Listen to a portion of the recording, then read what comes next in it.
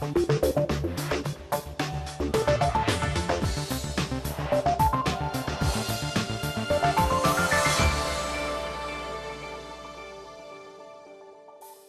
and welcome to the programme. I'm Nima Abouarde, and this week we're looking at whether the downturn has dented this region's love of shopping. Now around here it looks as if it's business as usual, but across the region new malls and new shops are being built. Are there enough customers to fill them? We'll be finding out. Also coming up this week, the house building hangover, a stalled project, a jailed owner and investors out of pocket. Can Ras Al Khaimah's iconic island project get a new lease of life? Am I disappointed? Extremely disappointed. But if the project gets built and completed and I get my apartment in the next 2 years, then I will get over my disappointment. Between rack and a hard place, we look at the Northern Emirates' rocky relationship with Iran. And can't work or won't work. We have a special debate looking at the challenges of finding jobs for the Middle East's unemployed youth. But first, it might be overshadowed by Dubai's debt woes, but up the road in Ras Al Khaimah, they're facing their very own property crisis. And nowhere is it more apparent than on its man-made island, Al Marjan.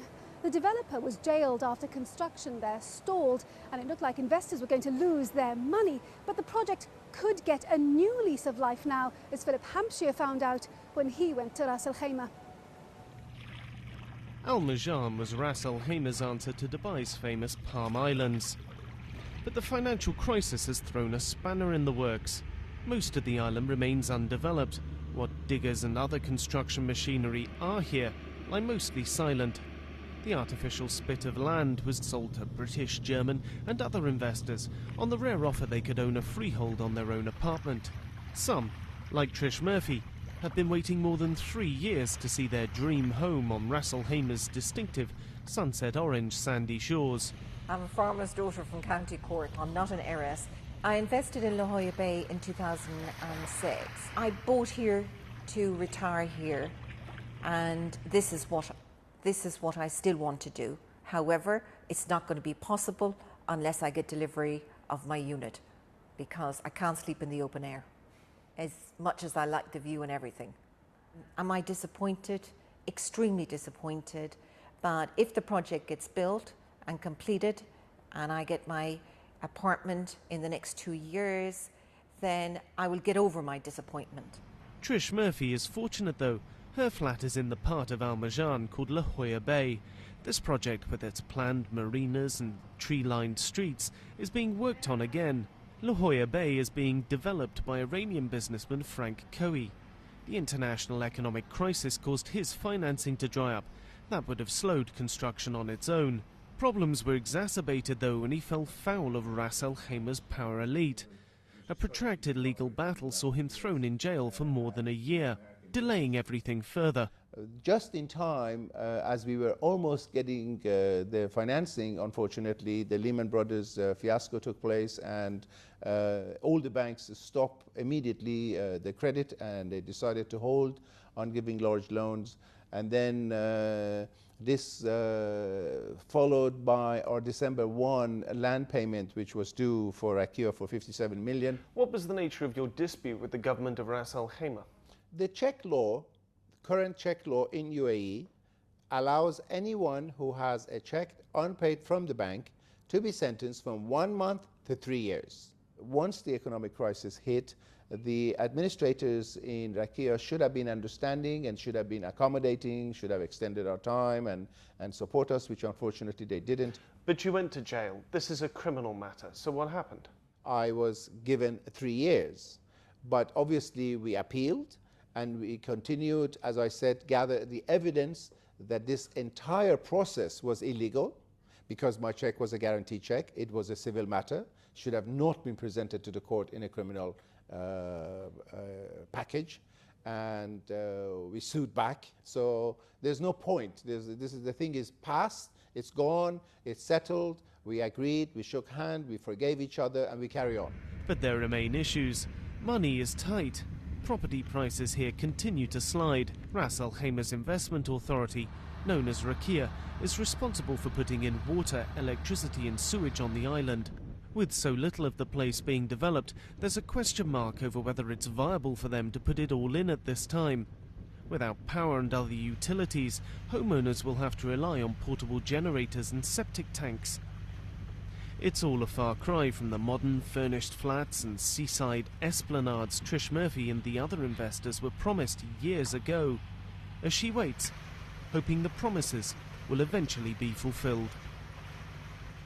Philip Hampshire reporting there. Now, across the water from Ras Al Khaimah is Iran, and that proximity has made them key trading partners. But faced with stricter sanctions and increasing pressure from the UAE, RAK has been forced to rethink the relationship. So how has this hit business? Well, that's a question that Philip Hampshire put to the head of the Emirates Investment Authority, Rakia, Dr. Khater Mas'ad. Iran is one country, but it is not the biggest. You have markets which are huge, like Pakistan, India, Africa, and Europe. From here you can export. Ras Al Khaimah ports are being controlled by the federal government, whether it's Coast Guards, whether it's the customs, whether it's the police. And actually all these ports are run by a British security company and by British management, complete British management.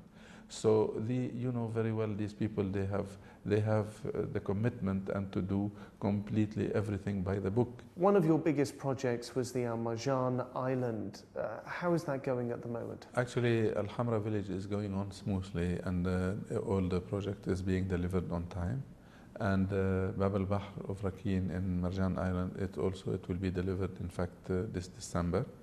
And some other projects will be delivered. But I've been out to the island. There's no clear evidence of water, electricity, sewage. Is that not going to be a problem when these projects come through to completion? All the pipelines and cables and sewage and everything is underground.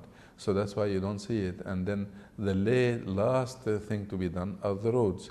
So they are going ahead with the bridges and with the water, sewage and everything. The works are going on, and everything should be completed within a year or maximum 1.5 years. The slowing of the Al Marjan project has caused some British investors to go out and set up websites. Are you not worried about what this means for the brand image of Ras Al Khaimah as an investment destination? The most important, what I want to say is in Ras Al Khaimah, there is no project where the people have lost their money. I mean, the buyers, they did not lose their money. The construction is going on, and eventually the project will be delivered. There is a delay on one of this project of 1 year, but now Mr. Khoi is cleared of everything, and he is doing his best to really continue his project. So, and we are confident and hopeful that it will be delivered not on time, but definitely as soon as possible. Rakia's Dr. Khater Mas'ad speaking to Philip Hampshire there. Now, it's not surprising, but during a downturn, we spend less. And that's not good news for places like this, one of Dubai's mega malls. But times are tough. Right across this region, shop space is lying empty. Retail rents are down 40%, and fewer tourist numbers mean that shops are being forced to cut prices. But this hasn't deterred the region's largest retail group from spending $3.5 billion on opening up 4 new malls. But are there enough customers and shops to fill them? Well, Ben Thompson has been finding out.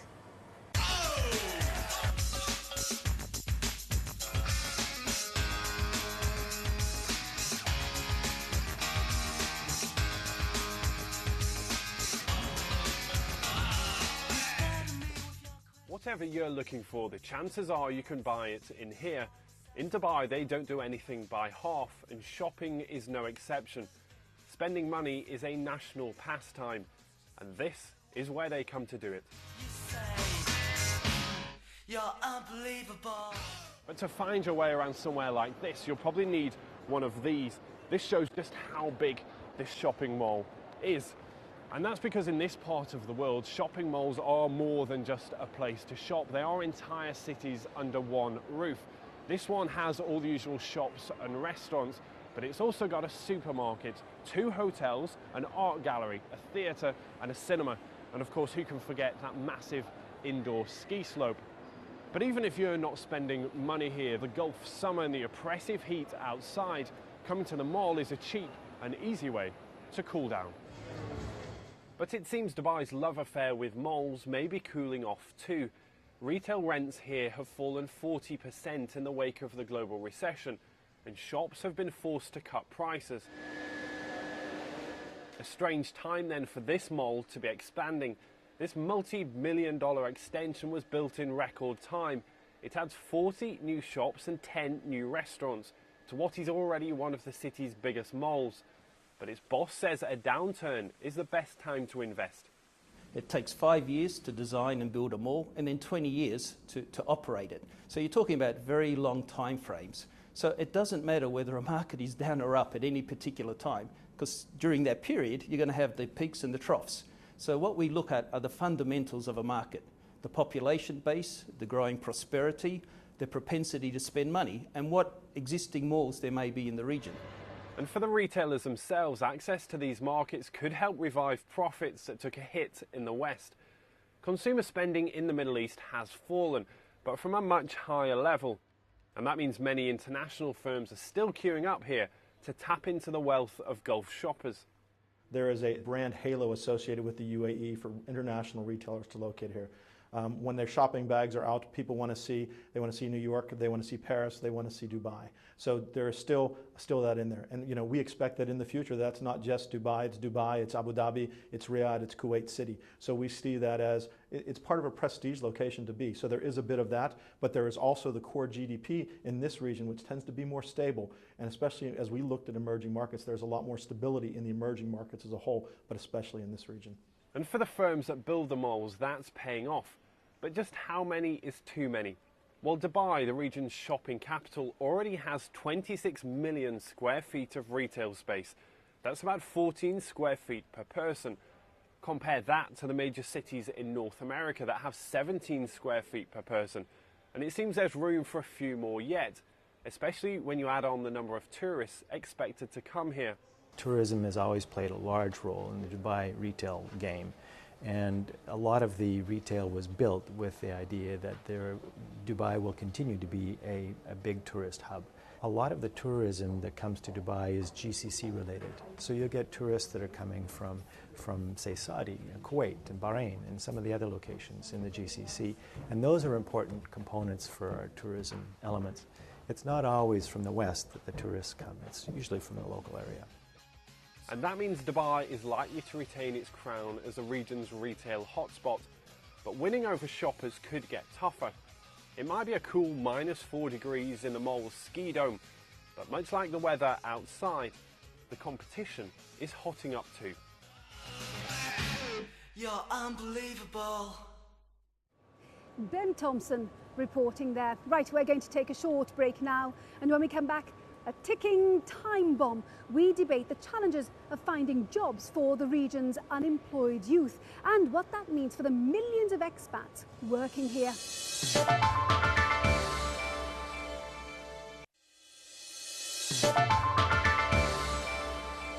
Welcome back to the programme. I'm Nima Abu Warde. Now, the Middle East has the highest unemployment rate in the world, so much so that Saudi Arabia is considering sacking 1 million expats to create jobs for its nationals. Now, the problem's even worse amongst the region's youth. Traditionally, they've relied on comfortable public sector jobs, but with budgets tightening, they're getting harder to come by. So why aren't there enough jobs to go around? That's a question I put to our panel of experts in this week's Summer Debate.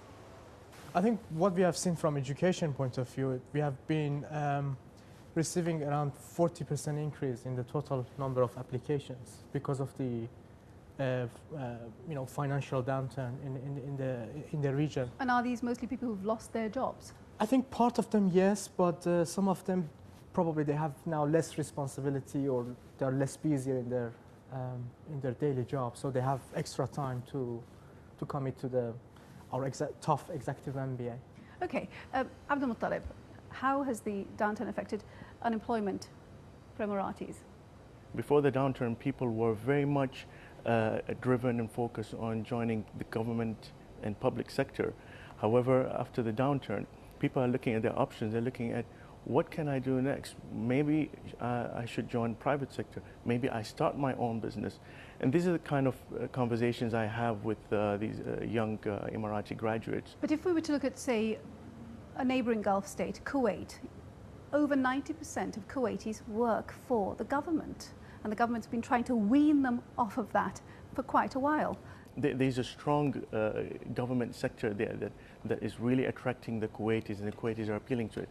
In the UAE, I like to think that the move has started earlier in terms of empowering nationals to move into the private sector or the semi-government sector. There's also a lot of encouragement for the private sector to recruit Emiratis. The irony is only 1% of nationals in the UAE are in the private sector. Now, Yasser, you work across the Gulf region, so you can give us a feel for who's recruiting, who's applying for the jobs, what's actually going on the ground. The downturn has really shifted the balance of power from candidates to employers who now have the upper hand. They have many more options, there are many more applicants for any vacancy that's coming up. The UAE's share of overall recruitment in the region has somewhat been reduced, and it has expanded more in Saudi Arabia, in places like Qatar, which have a bigger share of that general recruitment. And over the past few years, the figure of 80 million new jobs has been bandied about. The need for 80 million new jobs by 2015, which is just down the road, and that's in order to maintain current very high unemployment levels. That was before the credit crunch. These figures must be much higher now. There is a real problem. There is a demographic time bomb ticking over the next decade in the region. Whereas in Europe you have the pension time bomb with people getting older and not having enough young people to support them. Here is the exact opposite problem. There are too many young people coming into the workforce, not sufficient numbers of jobs for them. Some of the additional jobs are being created by substitution, by replacing vacancies and roles that were filled by expatriates with nationals who are graduating and entering the workforce.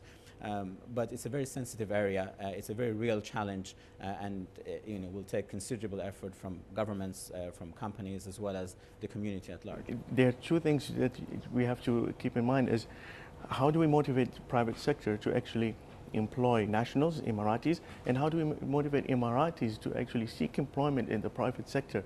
There seems to be a gap, and that gap needs to be filled. One of the ways that the government is trying to fill that gap is by saying that there are quotas that need to be filled, or deeming specific jobs have to be taken up by nationals. Is that the right way to go about it? Because business in this part of the world has not been happy. The quota system has always been a point of controversy. It was, or it seemed, a very good idea at the time it was introduced, because at that time you had to factor in the realities of the region, especially in the UAE. Was a new country, and also the demographic realities. UAE nationals are a minority in this country. So that was the reason the quota system was introduced. Ideally, the aim was to have it go in parallel with developing these nationals to become employees of choice or capable employees to integrate into the workforce. If we remove the quota system completely tomorrow, what do we do with employers who do not want to recruit Emiratis for whatever reasons they might have? There are reasons. There could be economic feasibility, could be even prejudice, which I have seen at times. Or a lack of skill or a knowledge. Lack of skills, absolutely. Which is a big thing in this part of the world. Yes, do you again get a feel for why candidates from this part of the world might be overlooked? Is it because of the problems that people have spoken about for a long time now with the education system, the way they're taught? While there's been a lot of investment in educational infrastructure in terms of schools, classrooms, computers and so on, and indeed increasing the number of teachers, not sufficient attention has been paid to the quality of the teachers and the teaching experience to the same level. So that's a key area that needs to be focused and is receiving attention from the governments, but it's a generational game. It will not be done in 1 or 2 years. It's more of a decade that change will manifest itself. And Ehsan, I mean, again, you see the end result of this in terms of postgrad education. So how do you fix it? it's all of us responsibility. I mean, it can be sort of through Yasser's companies or Abdul Muttalib or we are as education. We need to understand the market very well. I think it's not like 10 years ago or 20 years ago that everyone wants to become a physician or dentist or engineers. I mean, the market has been shifted, especially during the recession or financial crisis, which I call it correction time. I think we have learned lots of lessons, and this lesson needs to be fed back to the education system. We have masses of wealth from hydrocarbons. The question that people are asking is why weren't these masses of hydrocarbon utilized earlier in terms of ridding the problem? I think the next stage would see developing entrepreneurial and private sector skills in these Emiratis. Or also Arab nationals, because that will really address the problem of unemployment we have at the moment. Yasser Hatami, Ihsan Razabizadeh and Abdul Al-Hashimi speaking to me earlier. Well, our time's up. I do hope you've enjoyed our programme this week. Let's see how the region's main markets finish the week before we go. And remember, we'd love to hear from you. Our email address is middleeastbiz@bbc.co.uk. Now, next week, we're talking tax. This region's tax-free lifestyle is a big pull for expats, but with governments trying to balance their budgets and raise some much-needed cash, could new taxes be on the way? Till then, from me, Nima Abu Wardi, and the rest of the team, thank you for watching. Bye-bye.